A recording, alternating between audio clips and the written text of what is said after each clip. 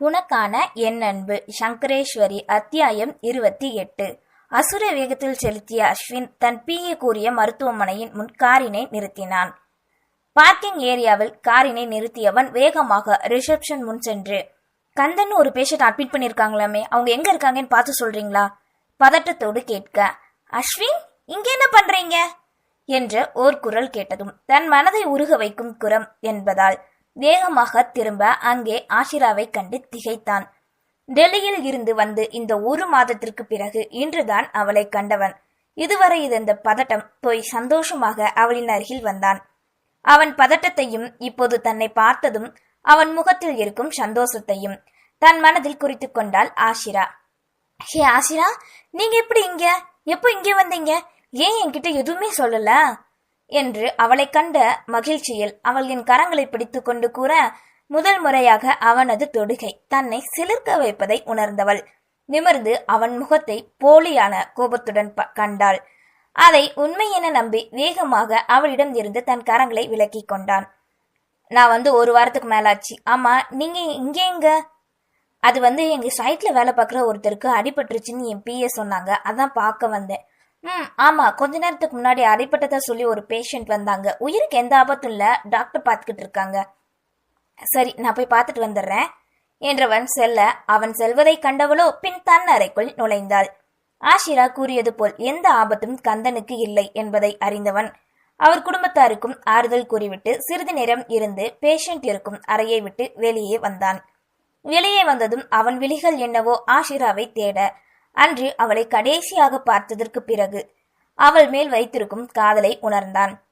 நந்துவிடமோ இல்லது தர்ஷினியிடமோ அவளது கைபேசியை நம்பர் வாங்க வேண்டுமென நினைக்க, அவர்கள் தன்னிடம் ஏன் என்று கேட்டால் என்ன கூறுவது என தெரியாமல் அமைதியாகவே அவளது நினைவுகளோடு இருந்தான்.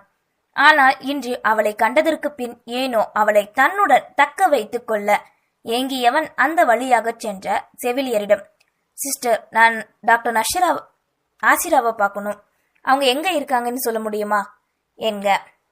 சார், அவங்க ஐசியூ வார்டில் இருக்காங்க, லெஃப்ட் சைட் 2nd ரூம் தான் அவங்களோடது, கொஞ்ச நேரம் வெயிட் பண்ணுங்க, வந்துருவாங்க என கூறிய நர்ஸ் சொல்ல அவளுக்காக அவள் அறையில் காத்திருந்தான். முதலாக தான் கேட்ட அவளது ஹலோ என்ற குரலை நினைத்தவன் அதன் பின் மருத்துவமனையில் வைத்து பார்த்தது என்று அவளின் நினைவுகளோடு கண்மூடியவாறு சாய்ந்து நின்றான். நேரம் சென்று கொண்டே இருக்க தன் பணியை முடித்துக்கொண்டு அறைக்கு நுழைந்தாள் ஆஷிரா.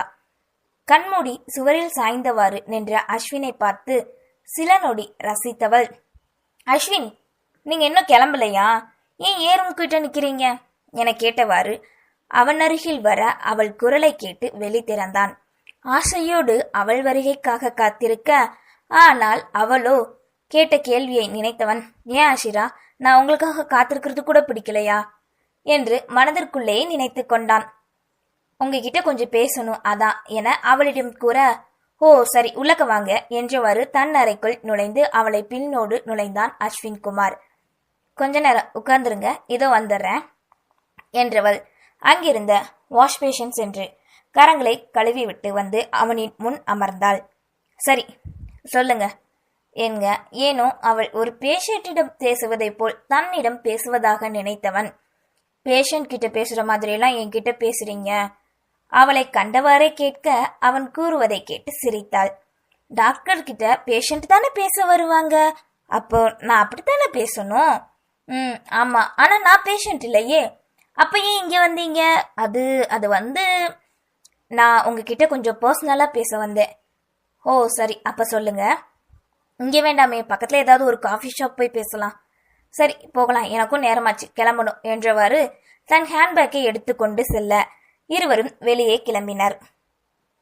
அஸ்வின் கூறியது போல் ஒரு காஃபி ஷாப் செல்ல அங்கிருந்த டேபிளில் அமர்ந்தவன் தன் மனதில் இருப்பதை எப்படி அவளிடம் கூறுவது என தெரியாமல் தவித்துக் கொண்டிருந்தான். அவன் தவிப்பதை கண்டு மனதிற்குள் சிரித்தவள், என்னாச்சு, ஏதோ சொல்லணும்னு நினைக்கிறீங்க, ஆனா எதுவும் சொல்ல மாட்டேங்கிங்க, அமைதியாவே இருக்கீங்களே என்க. இல்ல, சும்மா உங்களை பத்தி தெரிஞ்சுக்கலாம்னு நினைச்சேன், அதான் பேசணும்னு சொன்னேன். ஓ அப்படியா, என்ன தெரிஞ்சுக்கணும்? இவ என்ன இப்படி கேள்வி கேட்கிறாளே, இவளை பத்தி நான் எல்லாமே எனக்கு தெரியும், இப்ப என்ன கேட்க யோசித்தவாறே இருக்க. டேய் எருமை, நீ உன் காதல தானே சொல்ல வந்த, அத சொல்லுடா முதல்ல என்று தன் மனசாட்சி கூறவே ஒரு முடிவோடு அவளை கண்டான்.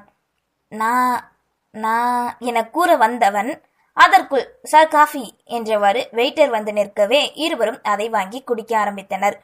அவன் எதையோ யோசித்தவாறு அமைதியாக இருக்கவே, சரி நான் கிளம்புறேன், வீட்டில் எங்க அம்மாவும் அப்பாவும் வெயிட் பண்ணுவாங்க, anyway thanks for your coffee என கூறியவாறு எழுந்தாள் ஆஷிரா. இவன் என்ன சின்ன பிள்ளையா வீட்டில் தேட மனதிற்குள் நினைத்தவாறு அவள் எழுந்து கிளம்புவதற்குள், ஒரு நிமிஷம் என் கூட வரீங்களா, நானே உங்களை டிராப் பண்றேன் என்றவாறு அவளுடன் எழ அவளும் சரி என்க இருவரும் காரில் ஏறினர். இருவரும் எதுவும் பேசாமல் அமைதியாகவே வர, தன் பார்வை மட்டும் சாலையில் இருந்தாலும் மனமோ தான் காதலை கூறினால் அவள் எதுவும் தவறாக நினைத்து விடுவாளோ என்றே எண்ணியது. அஸ்வின், ஏன் என் உயிரோட விளையாடுறீங்க என்று திடீரென கேட்க, அவள் கூறியதை கேட்டு தன் நினைவிலிருந்து கலைந்தவனோ பின் தன் மனதையும் சாலையில் செலுத்தி அவள் கூறிய முகவரி இருக்கும் இடத்திற்கு சென்று காரினை நிறுத்தினான். தேங்க்ஸ் அஸ்வின் என்றவாறு இறங்க முயல அவளின் கரங்களை பிடித்து தடுத்தவனோ, ஆஷிரா நீங்க என்ன கல்யாணம் பண்ணிக்கிறீங்களா என்று வேகமாக கேட்டான். எதுவும் பேசாமல் அமைதியாக அவனிடம் இருந்து தன் கரங்களை உருவியவள் இறங்கிச் செல்ல, தவறு செய்ததாக நினைத்து தன் தலையிலே அஸ்வின் அடித்து கொண்டான். அவன் செய்கைகளை பார்த்தவாறு நின்றாள் ஆசிரா. தலையில் அடித்துக்கொண்டு நிமிர்ந்தவன் யதார்ச்சையாக திரும்ப அவள் தன்னை பார்ப்பதைக் கண்டு அவளை காண முடியாமல் தலை குனிந்தான்.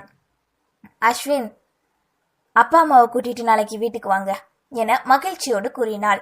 அப்போதே அவளை கட்டிக்கொள்ள கரங்களோ பரபரக்க அவளிடம் கூறிவிட்டு சந்தோஷமாக கிளம்ப அவன் செல்வதை கண்டவாறு மகிழ்ச்சியோடு வீட்டுக்குள் நுழைந்தாள் ஆசிரா. நேராக வீட்டுக்கு சென்றவன் தன் மனதில் இருப்பதையும் ஆசிரா சம்மதம் கூறிய அனைத்தையும் தன் பெற்றோரிடம் கூறினான் அஸ்வின். அவர்களுக்கு அவனின் விருப்பம் மகிழ்ச்சியை அளிக்க, இதுவரை ஆசிராவை பற்றி கேள்விப்பட்டதில் இருந்து அனைத்தும் நல்லதாகவே தோன்ற அவர்களும் சம்மதம் கூறினர். அதன்பின் சக்தி, ரஞ்சித், நந்து என்று தன் குடும்பத்தில் இருந்த சொந்தம் அனைவரிடமும் கூற, இதுவரை சமீராவை பற்றிய நினைப்பிலே கவலையோடு இருந்தவர்கள் இப்போது சற்று சந்தோஷமாக உணர்ந்தனர். மறுநாள் அனைவருமே ஆசிரா வீட்டுக்கு செல்வதற்கு கிளம்ப நந்துவையும் அழைத்தனர். ஆனால் அவனோ ஸ்டேஷன் மீராவே கதியென இருக்க யாரும் வற்புறுத்தாமல் அவன் போக்கிலே விட்டுவிட்டனர். வினோத், சிவரஞ்சினி, யுவி, சுதா, பிருந்தா அனைவரும் ஆசிராவின் வீட்டுக்கு செல்ல அவர்களின் வருகைக்காக எதிர்பாராது ஆசிராவின் பெற்றோர் தடுமாறினர். அவர்களின் பெற்றோரின் தடுமாற்றத்திலே ஆசிரா எதுவும் வீட்டில் கூறவில்லை என்பதை உணர்ந்த அஸ்வின், அங்கிள் நான் உங்க பொண்ணை விரும்புறேன், அவளை கல்யாணம் பண்ணிக்கலான்னு ஆசைப்படுறேன் என்று இருக்கையில் அமர்ந்திருந்த ராம்நாத்தின் முன் நின்று கேட்டான். அவனது இந்த கேள்வியில் பெரியவர்கள் இருவரும் திகைத்து ஒருவரை ஒருவர் பார்த்து கொண்டவாறே, தம்பி நாங்க எங்க பொண்ணு கிட்ட கேட்கணும், அவளோட விருப்பம்தான் எங்களுக்கு முக்கியம், அவ மனசுல என்ன இருக்குன்னு எங்களுக்கு தெரியாதுல்ல, அதனால என்று தயங்கியவாறே கூற, சரி அங்கிள் நாங்க கிளம்புறோம், நீங்க ஆஷிரா கிட்ட பேசிட்டு சொல்லுங்க என்றவாறு திரும்பி செல்ல அவனோடு வந்த அனைவரும் குழப்பத்தோடு இருக்கையை விட்டு எழுந்தனர். ஒரு நிமிஷம், நீங்க யாரும் போக வேண்டாம், கொஞ்சம் வெயிட் பண்ணுங்க, இப்படி ஒரு நல்ல சம்மதத்தை நான் இழக்க விரும்பல, நான் என் பொண்ணுகிட்ட இப்பவே கேட்டுறேன் என்றவாறு தன் கைபேசியை எடுத்து ஆசிராவை அவசரமாக வீட்டுக்கு அழைத்தார். தன் தந்தை எதற்கு தன்னை அழைக்கிறார் என தெரிந்தவள் அடுத்த நொடியே வீட்டின் முன் நின்றாள். சமீராவை காண வரும்போது அஸ்வினின் பெற்றோரை ஏற்கனவே பார்த்ததால் வீட்டில் உள்ளே நுழைந்ததும் பொதுவாக அனைவரையும் கண்டு புன்னகை பூத்தாள் ஆஷிரா. ஆஷிரா இப்படி கொஞ்சம் உட்காருமா, நான் உன்கிட்ட ஒரு முக்கியமான விஷயம் கேட்கணும். தந்தை கேட்கவே, நீ அஸ்வினை விரும்புறியா என்று தான் கேட்பார் என ஆசிரான் எதிர்பார்க்க, ஆனால் அவரோ, எங்களுக்கு அஸ்வின் தம்பி இந்த வீட்டு மருமான ஆக்கிக்கணும்னு நினைக்கிறேன், உனக்கு இதுல சம்மதமான சொல்லுமா என கேட்டார். அவள் பதில் கூறுவதற்கு அங்கே அனைவரும் ஆவலோடும் எதிர்பார்ப்போடும் காத்திருந்தனர். அஸ்வின் இங்கு வந்து தன் பெற்றோரிடம் நானும் ஆஷிராவும் விரும்புகிறோம் என்று கூறுவான் என நினைத்து கொண்டிருக்க, ஆனால் அவனோ தன் பெற்றோரிடம் தன்னை பற்றி எதுவும் கூறாமல் அவனுக்கு மட்டும் விருப்பம் இருப்பதாக கூறி தந்தையிடம் சம்மதத்தை கேட்டதை நினைத்தாள் ஆஷிரா. அதுவும் அவன் தன்னிடம் காதலை கூட சொல்லாமல் நேராக தன்னை திருமணம் செய்து கொள்ள தன்னிடம் கேட்டது அவள் ஆழ்மனதில் அவன் மேல் இருந்த கோபத்தை குறைத்திருக்க, புன்னகையோடு அனைவர் முன்னிலையும் தலையசைத்தாள். ராம்நாத் கேட்டது அவள் யோசித்துக் கொண்டிருப்பதை பார்த்த அனைவரும் ஒருவித எதிர்பார்ப்பு தோன்ற அவள் சம்மதம் என்று தலையசைத்த பிறகுதான் நிம்மதி உணர்வோடு தோன்ற சந்தோஷப்பட்டனர். தன் மகள் சம்மதம் கூறிய சந்தோஷத்தில் சுலோச்சனா அடுத்த நொடி விருந்தே தயாரிக்க பெரியோர்கள் அனைவரும் ஒருத்தருக்கொருத்தர் பேசி பரிமாறிக்கொண்டு அஸ்வின் பார்வையோ ஆசிராவின் மேலே இருந்தது. பிருந்தா, சுதர்ஷினி இருவரும் ஆசிராவின் அருகில் அமர்ந்திருக்க, ஆமாடி ஆசிரா, அஸ்வின் தம்பியை மாடிக்கு கூட்டிட்டு போய் கொஞ்ச நேரம் பேசிட்டு இருமா என்கவே சரிப்பா என்றவள் எழுந்து நிற்க தன் மாமனாரை பார்த்து ஒரு நன்றி பார்வை வீசியவன் ஆசிராவோடு சென்றான். மாலை நேரம். சில்லென்ற காற்று வீச பால்கனியில் காற்றில் ஆடிய தென்னை மரங்களை வேடிக்கை பார்த்தவாறு இருந்தவளிடம் எப்படி பேச்சை ஆரம்பிப்பது என்று யோசித்தவாறே நின்று கொண்டிருந்தான். ஆஷிரா, அது தயங்கியவாறே அவளை அழைக்க, என்ன அஸ்வின், ஏதாவது சொல்லணுமா? நான் தான் சம்மதம் சொல்லிட்டேன்னு, அப்புறம் ஏன் என்கிட்ட இப்படி பேச தயங்குறீங்க என்றவாறு அவன் அருகில் வந்து நின்றாள். உங்களுக்கு நம்ம கல்யாணத்துல விருப்பம் தானே? அவன் இப்போது கூட தன்னை நீங்க வாங்க என்று கூறுவதை கேட்டவளோ, சம்மதம்தான். என்னாச்சு அஸ்வின், ஏன் கேக்குறீங்க என்றாள். நீங்க ஏன் உங்க அப்பா கிட்ட நேத்து நான் கேட்டதை பத்தி எதுவுமே சொல்லல. எப்படி சொல்றீங்க அஸ்வின்? நேத்து என்கிட்ட கல்யாணம் பண்ணிக்கிறியான்னு கேக்குறதுக்கே அப்படி தயங்குறீங்க. இதுல நான் என் பேரண்ட்ஸ் கிட்ட சொல்லி நீங்க உங்க பேரண்ட்ஸ் கிட்ட சொல்லாம பயந்துகிட்டு என்ன பொண்ணு கேட்க வரலன்னா அதுக்கப்புறம் என்ன பண்ண, அதான் சொல்லல என கோபத்தோடு கூற அடுத்த நொடி அவன் அணைப்புக்குள் இருந்தாள் ஆஷிரா. நன்றி.